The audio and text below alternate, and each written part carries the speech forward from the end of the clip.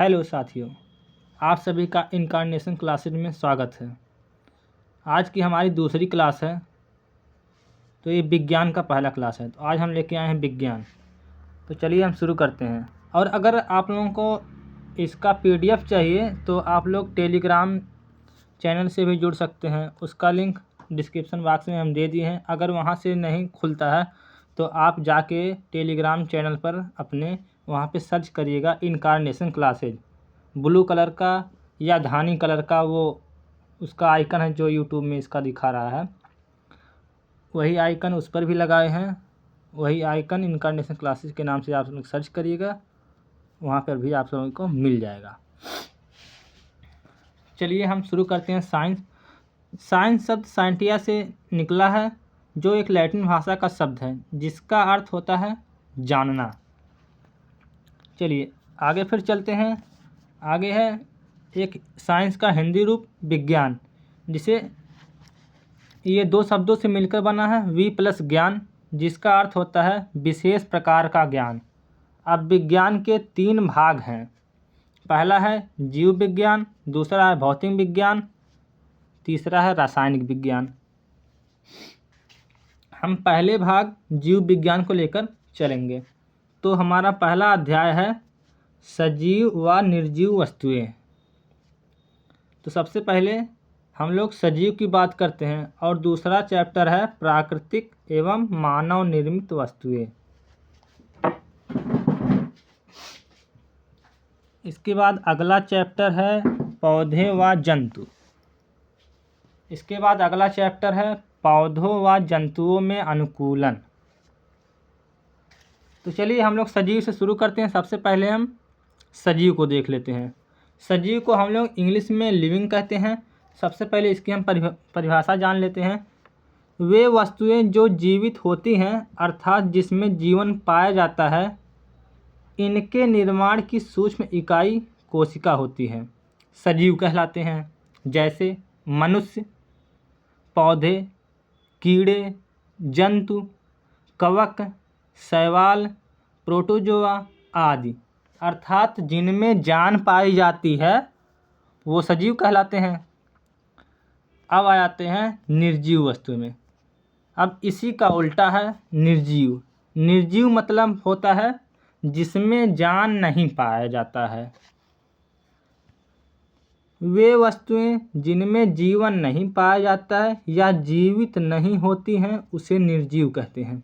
जैसे कुर्सी, मेज, पेन, कंप्यूटर, धातु, जैसे धातु का मतलब कोई लोहा, फिर प्लास्टिक या चमड़ा आदि, कुछ भी जो मतलब मानव ने बनाया है। जैसे कुछ भी आप ले लीजिए, घर ले लीजिए, बस ले लीजिए, कार ले लीजिए, कुछ भी, तो क्या है वो सब निर्जीव, क्योंकि उसमें तो जान पाया नहीं जाता है। एक नोट करके आप लोग देख लीजिए, सजीव व निर्जीव के बीच एक कड़ी है विषाणु, जो जैसे सजीव में भी पाया जाता है, निर्जीव में भी। सजीव में पाने का मतलब जैसे कि उसके अंदर, विषाणु के अंदर सजीव का भी गुण पाया जाता है और निर्जीव का भी गुण पाया जाता है। चलिए अब आगे बढ़ते हैं। अगला है सजीव व निर्जीव में अंतर। एक तरफ सजीव लिख लेंगे, एक तरफ निर्जीव लिख लेंगे। ऐसे अगर एग्जाम में आ जाएगा लघुत्तरी प्रश्न में, सजीव और निर्जीव में अंतर बताइए, तो ऐसे ही लिखेंगे हम लोग। एक तरफ सजीव कर लेंगे और एक तरफ निर्जीव लिख देंगे। ठीक है। इसके बाद पॉइंट वाइज लिखते चले जाएंगे। जैसे पहला पॉइंट है कोशिकीय संरचना पाई जाती है सजीव में, लेकिन निर्जीव में देखिए कोशिकीय संरचना नहीं पाई जाती है। फिर अगला है श्वसन क्रिया में भाग लेते हैं सजीव, लेकिन यही आप देखेंगे निर्जीव में श्वसन क्रिया में भाग नहीं लेते हैं। इसका मतलब जितना भी कार्य सजीव करते हैं उसी का टोटल उल्टा काम निर्जीव में हो रहा है। केवल नहीं लगाते रहे, सेम वही। अगर आप एक पक्ष याद कर लेंगे, दूसरा पक्ष ऑटोमेटिक आप लिख लेंगे। तीसरा नंबर है वृद्धि व विकास। इसमें सजीव में वृद्धि व विकास होता है, लेकिन निर्जीव में कोई ना वृद्धि होता है ना विकास होता है। चौथा है संवेदनशील होते हैं। सजीव कैसे होते हैं? संवेदनशील होते हैं। और इसके बाद चौथा नंबर निर्जीव में है संवेदनशीलता नहीं पाई जाती है। अगला है 5वां पॉइंट है भोजन पानी हवा की आवश्यकता होती है। अब जैसे मनुष्य ही है या कोई भी जीव, उसे भोजन पानी हवा की तो आवश्यकता होगी, लेकिन निर्जीव वस्तु में भोजन पानी हवा की आवश्यकता नहीं होती है। इसके बाद है 6ठा नंबर है उत्सर्जन की क्रिया होती है, और इसमें उत्सर्जन की क्रिया नहीं होती है। इसमें से आप केवल 5 पॉइंट लिख देंगे तो आपका जो 2 नंबर या 3 नंबर का जो रहेगा 2 नंबर का, आपको 5 पॉइंट में मिल जाएगा। ये हम एक्स्ट्रा इसलिए लिख दिए हैं, मान लीजिए बाई चांस आपको कोई पॉइंट ना याद रहे तो आप दूसरा पॉइंट लिख सकते हैं। चलिए आगे चलते हैं। 7वां पॉइंट है इसमें प्रजनन होता है सजीवों में, लेकिन निर्जीवों में नहीं होता है। अगला है 8वां पॉइंट, सजीवों में अनुकूलन होता है लेकिन निर्जीवों में अनुकूलन नहीं होता है, सेम उसी का उल्टा। 9वां है जीवन चक्र होता है, और इसमें निर्जीव में क्या होता है, जीवन चक्र नहीं होता है। चलिए अगला है प्राकृतिक वस्तुएं, इसे इंग्लिश में कहते हैं नेचुरल थिंग्स। तो चलिए इसका पहले परिभाषा देख लेते हैं।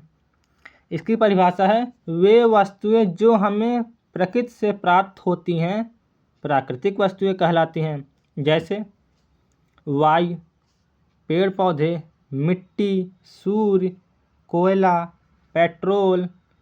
पेट्रोल का मतलब जो उसका पहले जो कचरा निकलता है, इसके बाद हम लोग रिफाइन करते हैं तब पेट्रोल बनता है, वो उसको आप कचरा मान के चलिएगा, ठीक है। इसके बाद नदी, तालाब आदि। कहने का मतलब जो सामान मनुष्य ने नहीं बनाया है, वो प्रकृति ने दिया है, वो सभी प्राकृतिक वस्तुएं हो जाएंगी, ठीक है। आगे चलते हैं। अगला है मानव निर्मित वस्तुएं, इसका इंग्लिश में हो जाएगा मैन मेड थिंग्स। इसकी परिभाषा है वे वस्तुएं जिनका निर्माण मनुष्य द्वारा किया जाता है मानव निर्मित वस्तुएं कहलाती हैं, जैसे प्लास्टिक, कांच, मेज, कलम, कंप्यूटर, बस, साइकिल, कार आदि। यानी कि जो हम सभी लोग बनाते हैं, मनुष्य लोग बनाते हैं, वैज्ञानिक लोग बनाते हैं, जितना भी मतलब कृत्रिम है, जो मानव द्वारा निर्मित की गई चीज़ें हैं, वो सारी जो है क्या होती हैं, मानव निर्मित वस्तुएं होती हैं। इसके बाद अगला चलते हैं पौधे एवं जंतुओं में समानताएं।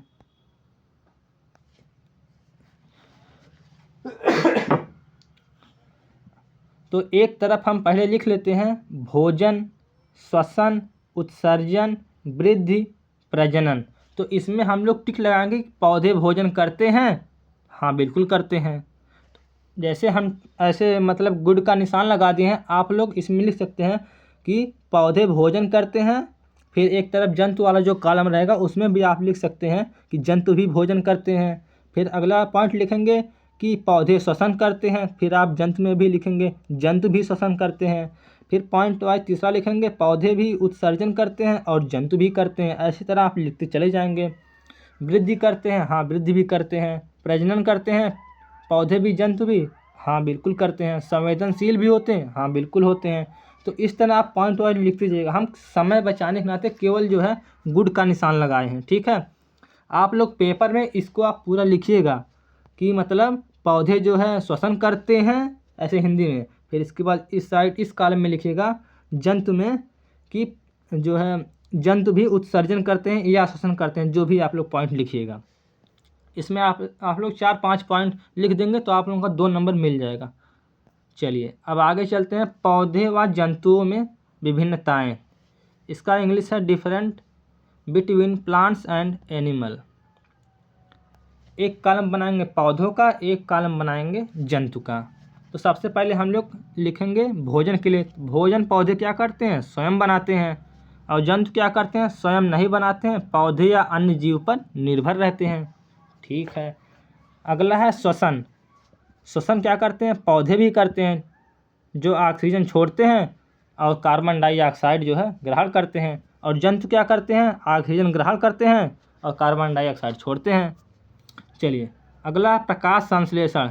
पौधों में प्रकाश संश्लेषण की क्रिया होती है, लेकिन जंतु में प्रकाश संश्लेषण की क्रिया नहीं होती है। अगला हम गति का ले लेंगे।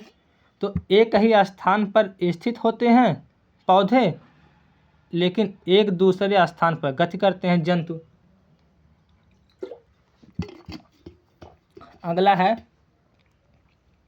कोशिकीय संरचना। तो पौधे में कोशिकीय भित्ति पाई जाती है, लेकिन जंतु में कोशिकीय भित्ति नहीं पाई जाती है। इसके बाद आगे बढ़ेंगे। इसके बाद है संवेदना। तो पौधों में जो है बहुत कम पाई जाती है संवेदना, लेकिन जंतुओं में संवेदना अधिक पाई जाती है। इसके बाद आगे चलेंगे। अगला टॉपिक है पादप कोशिका व जंतु कोशिका में अंतर। तो difference between plant cell and animal cell. अच्छा, आप लोग जो है इंग्लिश भी लिख सकते हैं पेपर में, तो थोड़ा अच्छा रहेगा। और यहाँ पे जैसे हम पादप कोशिका और दूसरे कॉलम में जंतु कोशिका जो लिखे हैं, इसको आप लोग बढ़िया से जो है स्केच से उसको अंडरलाइन करके आप लोग लिखिएगा, ताकि जो है नंबर जो है कहीं से कटे ना आप लोगों को। चलिए पहला पॉइंट देखते हैं। पादप कोशिका का आकार अनिश्चित होता है, जंतु कोशिका का आकार निश्चित होता है। अभी देखिए, अब यहाँ पे डिफरेंट आ गया, ठीक है, पादप कोशिका व जंतु कोशिका में अंतर। अब अगला, कोशिका भित्ति पाई जाती है, लेकिन इसमें कोशिका भित्ति नहीं पाई जाती है। इसमें हरित लवक पाए जाते हैं, लेकिन जंतु कोशिका में हरित लवक नहीं पाए जाते हैं। चौथा, प्लास्टिड्स पाए जाते हैं, लेकिन इसमें प्लास्टिड नहीं पाए जाते हैं। अगला पॉइंट है सेंट्रोसोम नहीं पाए जाते हैं, लेकिन इसमें पाए जाते हैं। और इसमें जो है रसधानी बड़ी होती है, लेकिन इसमें रसधानी सूक्ष्म होती है। तो चलिए हम यहाँ पे जो है आप लोगों को क्लियर करने के लिए दो चित्र बना दिए हैं, एक जंतु कोशिका, फिर इसके बाद एक इधर जो है नीचे पादप कोशिका। तो एक एक करके आप लोग देख लीजिए अच्छे से। यहाँ पे माइटोकॉन्ड्रिया बना दिए हैं, फिर रसधानी बना दिए हैं, फिर इसके बाद सेंट्रियोल बना दिए हैं, फिर गाल्जी बॉडी बना दिए हैं, केंद्रिका बना दिए हैं, गुणसूत्र बना दिए हैं, फिर प्लाज्मा झिल्ली बना दिए हैं जो कवर रहता है, ठीक है। इसके बाद यहाँ पे अगला है पादप कोशिका। इन सब का हम PDF टेलीग्राम में भेज देंगे ऐसे ही, ठीक है। और अगर जो है आप लोगों को रंगीन चाहिए, जैसे ब्लू कलर का पेन यूज किए हैं और रेड कलर का यूज किए हैं और काले कलर का यूज किए हैं, तो वो सब के लिए तो आप लोग कमेंट करिएगा, फिर उसको हम वो वाला भी हम डाल देंगे जो है टेलीग्राम में। चलिए अगला चैप्टर है अनुकूलन। अनुकूलन का इंग्लिश होता है एडाप्टेशन। जीव जिस वातावरण में रहते हैं, उनका शरीर भी उसी वातावरण में जीने के लिए विशेष लक्षण उत्पन्न कर लेता है। यह विशेष लक्षण उसके रंग, रूप, आकार, संरचना एवं स्वभाव में होते हैं। यही अनुकूलन कहलाता है। इसका मतलब ये है कि जैसे जो भी मनुष्य, जैसे इस समय सर्दी आ गई है, तो इस समय सर्दी के मौसम में सब लोग ऊनी जो है कपड़े पहनते हैं, और गर्मी के मौसम में हल्के कपड़े का यूज करते हैं। इसका मतलब वो समय के साथ अपने आप को उस प्रकार ढालते हैं। तो यही जो ढालने की क्रिया होती है, यही कहलाता है अनुकूलन, ठीक है। इसको परिभाषा के रूप में हम लोग इस तरह लिखेंगे। यह जो है अनुकूलन 3 प्रकार के होते हैं। पहला क्या है, जलीय अनुकूलन। जो जीव जलीय में रहते हैं उनके लिए अनुकूलन कैसे क्या है। फिर दूसरा है वायवीय अनुकूलन। जो जीव जंतु वायु में रहते हैं उनके लिए कैसा अनुकूलन रहना चाहिए। फिर इसके बाद तीसरा स्थलीय अनुकूलन। जो स्थल पे रहते हैं उनके लिए अनुकूलन क्या है। तो चलिए हम लोग क्रम से देखते हैं। पहला है जलीय अनुकूलन। इसकी परिभाषा, जलीय वातावरण में रहने वाले जीवों के शरीर पर जलरोधी शल्क पाए जाते हैं। इनमें श्वसन के लिए एक विशेष संरचना पाई जाती है, जिन्हें गलफड़े या गिल्स कहते हैं। इनका शरीर धारा रेखित होता है, जो तैरने में सहायता करता है। अब जैसे आप लोग मछली का देखे होंगे, उसका शरीर कैसा होता है, धारा रेखित होता है, और सांस लेने के लिए उनके पास गलफड़ा भी होता है। तो इसीलिए वो लोग पानी में मछलियाँ रह पाती हैं। चलिए आगे बढ़ते हैं। जलीय पौधे का शरीर कोमल व कमज़ोर होता है, क्योंकि इन पौधों के सभी भागों में मृदु ऊतक की अधिकता होती है। जलीय पौधों के सभी भाग पर जलरोधी मोम पाई जाती है, जो इन्हें सड़ने से बचाती है। इनकी पत्तियां पतली व कटी फटी होती हैं। इनमें रंध्र का अभाव होता है। जैसे सिंघाड़ा आप सभी लोग देखे होंगे सिंघाड़ा पानी में रहता है, फिर कुमुदनी है, हाइड्रिला है, जलकुंभी है, ये सब पौधे कहाँ पे रहते हैं? पानी में ही रहते हैं, तालाब में ही। अच्छा, एक बात और है, अगर आप लोग केवल इतना ही लिखे मतलब पेपर में लिख देंगे, जो ये पहला जो है परिभाषा है इतना ही, तभी आपको 2 नंबर मिल जाएगा। और अगर इतना और अधिक लिख देंगे तो और अच्छी बात है। चलिए, अब अगला है वायवीय अनुकूलन। वायवीय जंतुओं में उड़ने के लिए उनके शरीर में विशेष प्रकार के अनुकूलन होते हैं। जो कीटों को उड़ने के लिए, कीटों का शरीर बहुत छोटा व हल्का होता है। इनके शरीर में श्वास रंध्र पाए जाते हैं, जिनके द्वारा इनके शरीर में हवा भरती है और इनका शरीर उड़ने के लिए हल्का हो जाता है, जैसे तितली, मक्खी, मधुमक्खी। तो ये लोग जो है मधुमक्खी, तितली और मक्खी, ये सब जो क्या है वायवीय के लिए अनुकूलन है। अब कह दिया जाए मनुष्य के लिए अनुकूलन है, तो मनुष्य के लिए अनुकूलन बिल्कुल नहीं है, क्योंकि मनुष्य हवा में उड़ ही नहीं पाएंगे। जो लोग हवा में उड़ लेते हैं, तितली हुआ, मक्खी हुआ, मधुमक्खी हुआ, या जितने भी पक्षी हुए जो उड़ते हैं, वो क्या हुआ वायवीय अनुकूलन में आ जाएंगे। इसके बाद आगे और हम इसमें ऐड किए हैं पक्षियों में उड़ने के लिए उनके शरीर पर आकार नौकाकार व धारा रेखित होती हैं। आप लोग देखेंगे पक्षी कैसे होते हैं, जैसे नाव की तरह होती है। इसके बाद हवा को चीरते हुए आगे बढ़ जाती है। इसीलिए इनके अग्रपाद ही पंखों के रूप में होते हैं, जो उड़ने में सहायता करते हैं, और हड्डियाँ खोखली होती हैं। इनकी हड्डियाँ कैसे होती हैं? खोखली होती हैं। जैसे तोता हुआ, कबूतर हुआ, कौवा आदि, ये सब कैसे होते हैं? नौका की तरह होते हैं। आप लोग देखे होंगे। अगला अब आ गया स्थलीय अनुकूलन। स्थलीय जंतु में प्रचलन के लिए 4 पैर पाए जाते हैं तथा सांस लेने के लिए एक विकसित श्वसन तंत्र पाया जाता है, जैसे गाय, बिल्ली, भैंस। ठीक है। इसके बाद स्थलीय पौधों की पत्ती व तना मजबूत होते हैं। पत्तियों में रंध्र पाए जाते हैं। इनकी जड़ तंत्र पूर्ण रूप से विकसित होती हैं। आप सभी लोग देखेंगे जो नीम का पौधा हुआ, आम का पेड़ हो, उनकी जड़ें क्या होती हैं? मजबूत होती हैं, जैसे नीम, आम, अमरूद आदि। चलिए आगे बढ़ते हैं। आ गया है आगे मरुस्थलीय जंतु व पौधे। अब मरुस्थल में जीव और जंतु के बारे में बात करेंगे और पौधे के बारे में।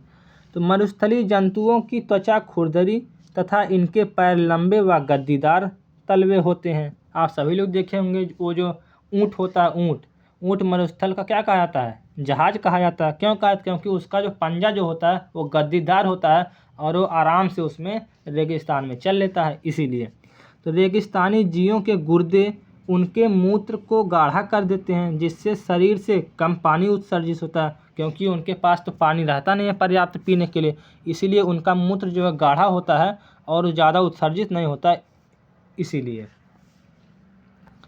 आगे है मरुस्थलीय पौधों का तना मांसल, चपटा, हरा, स्पंजी होता है, जो भोजन बनाने के साथ साथ जल का भी संचय करता है। इनकी पत्तियां कांटों में बदल जाती हैं, मतलब कटीली होती हैं, जिसमें वाष्पीकरण कम होता है। इनका जड़ तंत्र बहुत गहराई तक फैला होता है। जड़ तंत्र इसलिए गहराई तक फैला होता है ताकि वो पानी का अवशोषण जो है कर पाए। अगर जड़ ऊपर ही रहेगी तो वह पूरी तरीके से पानी का अवशोषण कर नहीं पाए, क्योंकि पानी तो उतना है नहीं, पानी तो नीचे रहता है बिल्कुल। इसीलिए तथा इनके पत्तियों में रंध्र गड्ढे में धंसे होते हैं, जैसे नागफनी का पौधा हुआ, इसके बाद सतावर का पौधा हुआ आदि। ठीक है। चलिए आगे चलते हैं पर्वतीय क्षेत्रों में। पर्वतीय क्षेत्र के जीव जंतु और पेड़ पौधे कैसे रहते हैं, इसके बारे में देखते हैं। जंतुओं का रंग प्रायः सफ़ेद अथवा हल्का होता है। ये गर्मियों में पतझड़ में बहुत खाते हैं और ऊर्जा एकत्र कर लेते हैं। ऊर्जा एकत्र का मतलब चर्बी की तरह है। ठीक है। इसके बाद सर्दियों में कई माह तक ये सोते हैं। इनकी त्वचा के नीचे वसा की परत जमी होती है। जो वसा की परत जमी होती है वही इनको ठंडियों में क्या करती है? ऊर्जा देती है। इसी से वो जीवित रहते हैं। इसके बाद पौधे में देख लेते हैं। पौधे की लंबाई कम होती है। इनकी पत्तियां सुई की तरह नुकीली होती हैं, जो पानी को कम खपत करती हैं। इन पत्तियों पर कोमल परत पाई जाती है जो वाष्पीकरण से बचाती है। ठीक है। इसके बाद पौधे पर अनेक शाखाएं होती हैं जो नीचे झुकी होती हैं। ये बर्फ के भार से अन्य शाखाओं को बचाती हैं। अब जैसे वो जो पौधे होते हैं बर्फ की वजह से टूटे ना, इसीलिए वो लोग ऐसे मतलब पौधे बनाए रहते हैं, उसकी डालियाँ ऐसे ऐसे निकली जाती हैं ताकि एक दूसरे के ऊपर मतलब बैलेंस बना रहे बराबर। ऐसा नहीं है कि उसके ऊपर बर्फ जम जाए तो फिर डालियाँ टूट जाएं। जब डालियाँ टूट जाएंगे तो वो क्या हो जाएगा, पौधा मुरझा जाएगा या फिर डेड होना लगेगा। इसीलिए अगला है स्वपोषण। तो स्वपोषण आप सभी लोग जानते हैं, वे पौधे जो स्वयं ही भोजन का निर्माण करते हैं, अर्थात जो अपना पोषण स्वयं करते हैं, उन्हें स्वपोषी कहते हैं। जैसे आम, अमरूद, लगभग सभी पौधे आते हैं। ठीक है। इसके बाद अगला है परपोषण। परपोषण में क्या होता है, ऐसे जीव जंतु जो अपना भोजन स्वयं नहीं बनाते हैं, जो दूसरों पर निर्भर होते हैं, उन्हें परपोषी कहते हैं। जैसे अमरबेल, मनुष्य, ठीक है, कुत्ता, बिल्ली आदि। ठीक है। इसके बाद अगला चलते हैं कीट भक्षी पौधे। एक आप लोगों ने देखा होगा कीट भक्षी पौधे कैसे होते हैं। कीटों का भक्षण करने वाले पौधों को कीट भक्षी पौधे कहते हैं, जैसे घटपर्डी। ठीक है। इसके बाद अगला उदाहरण है ड्रोसेरा। ठीक है। इसके बाद अगला उदाहरण है यूट्रिकुलेरिया। ऐसे ऑप्शन करके दे देगा कि निम्न में से कौन सा कीट भक्षी पौधा है, इसी में से ऑप्शन दे देगा कोई एक, तो वही हो जाएगा। ठीक है। इसके बाद अगला है प्रकाश संश्लेषण की क्रिया, फोटोसिंथेटिक रिएक्शन। इसके बाद अब ये देखिए, जैसे यहाँ पे क्या है, CO2 कार्बन है, इसके बाद H2O कार्बन और हाइड्रोजन। अब जैसे कोई पौधा होगा तो कार्बन डाइऑक्साइड पहले ले लेगा मनुष्य से। ठीक है। इसके बाद नीचे से जड़ से जो है H2O मतलब जल जो है खींच लेगा। फिर इसके बाद क्या होगा, सूर्य का प्रकाश पड़ेगा पौधे पर, तो उसके उपस्थिति में ये जो है क्या बनाता है, C6H12O6 अपना जो है भोजन बना लेता है। इसके बाद O2 जो है क्या करता है, O2 छोड़ता है, मतलब मुक्त करता है। जब ये O2 छोड़ता तो ही हम लोग जो है श्वास के रूप में ऑक्सीजन के रूप में ग्रहण करते हैं। ठीक है। इसके बाद इसका हम क्या कर देंगे, बैलेंसिंग कर देंगे। इधर जैसे C6H12O6 जब बनाया ग्लूकोज, तब ये जो है इधर जब यहाँ 6 हो गया तो इधर भी 6 से गुणा कर देंगे, इधर बैलेंस को बराबर करने के लिए। ठीक है। चलिए आगे बढ़ते हैं। अच्छा, आज का इतना ही है। इसके बाद हम लोग अगला चैप्टर पढ़ेंगे, कल या परसों में अगला वीडियो आ जाएगा। तो अगर आप लोगों को यह वीडियो अच्छा लगा हो तो चैनल को लाइक, सब्सक्राइब और शेयर कर दें। और अगर इसका जो है वीडियो चाहिए, वो PDF चाहिए ऐसे ही सेम बिल्कुल और रंगीन दोनों, तो आप लोग टेलीग्राम पर कमेंट कर सकते हैं या फिर इसके अंदर वीडियो के अंदर कमेंट कर सकते हैं, हम डाल देंगे। टेलीग्राम चैनल का लिंक है, वहाँ से आप ज्वाइन कर सकते हैं, या फिर हम बता दे रहे हैं टेलीग्राम चैनल का नाम है इनकारनेशन क्लासेस, जो हमारे यूट्यूब चैनल का नाम है। Thank you, bye bye, take care.